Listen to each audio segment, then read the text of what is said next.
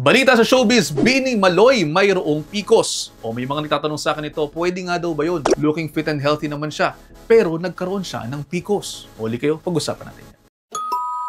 Wala na cellphone ko, iPad, lahat ng mga material things ko, wag lang ako magka-PCOS. O yan, dahil maraming beses na po nating napag-usapan ng tungkol sa PCOS, baka sa iba, basic na ito. Pero para sa mga bago po dito sa channel na to, sa mga bago nating followers, kaunting recap lamang po, ang PCOS o PCOS o Polycystic Ovary Syndrome ay tinatawag na syndrome dahil ito ay constellation ng mga sintomas, kasama po dyan ang irregular periods, abnormal hair growth, acne, obesity, darkening of the skin, cysts sa ovary, infertility, and thinning hair. At marami pang iba. Tinatawag din itong Stein-Leventhal syndrome bilang pagkilala sa mga unang nakadiscover nito. Ngayon, mayroon din po tayong Rotterdam criteria na sinusunod kung saan ang isang pasyente ay maaaring ma-diagnose ng PCOS kung siya ay mayroong dalawa sa alinman sa mga sumusunod. Lagyan natin dito. Biochemical hyperandrogenism, clinical hyperandrogenism, oligo-anovulation at polycystic ovarian morphology.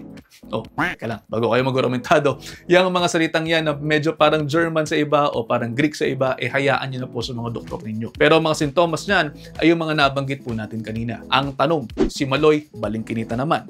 Mukha namang walang acne, mukha namang walang problema sa katawan. Pero pwede nga ba yun? Magkaroon siya ng PCOS? Ang sagot, oo. Ang dahilan po kasi ng PCOS ay marami.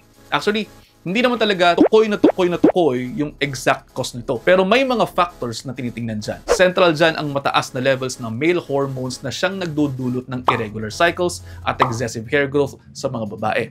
Next, yung insulin resistance. Meaning, hindi masyadong napoproseso ng ayos ng katawan ang insulin, kaya naman po pwedeng tumaas ang blood glucose o blood sugar sa dugo. Kaya oo, at risk po ang mga may PCOS sa diabetes and even overweight or obesity. And third, low-grade inflammation. O yung mga yan yung mga factors sa pagkakaroon ng PCOS. Kaya if we dig a little bit deeper, malaki po ang function ng nutrition dito. Kinakailangan tama ang kinakain ng mga babaeng madadiagnose o mayroong PCOS. So, ano recommendation natin dyan? Ang usual recommendation ko po sa mga pasyente ko mayroong PCOS na nagpapakonsulta sa akin ay ang limitahan o tanggalin ang refined carbohydrates. Ibig sabihin yung mga matatamis na inumin at pati na rin po mga matatamis na sobrang matatamis na mga pagkain.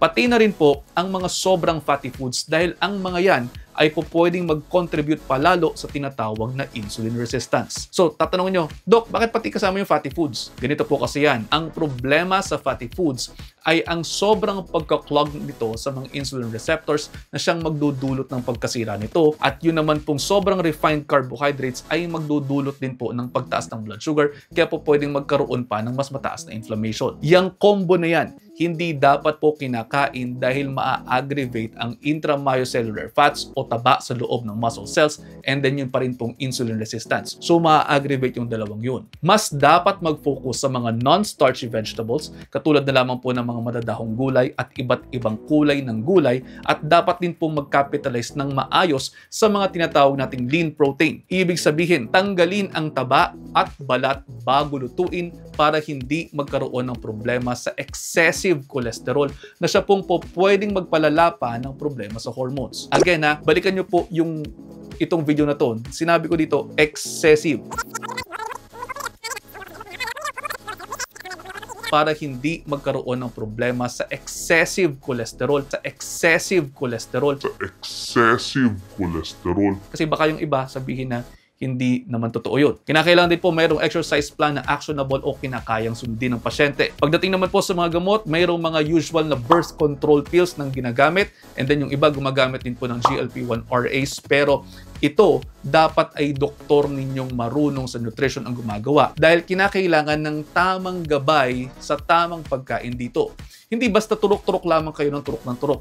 At ayun, gusto ko rin pong i-echo ang sinabi ni Maloy na pinakamainam na to take your health seriously dahil mahirap po ang mabubulaga na lamang tayo, hindi mo alam na may sakit ka na pala, and again, take actionable steps towards your health.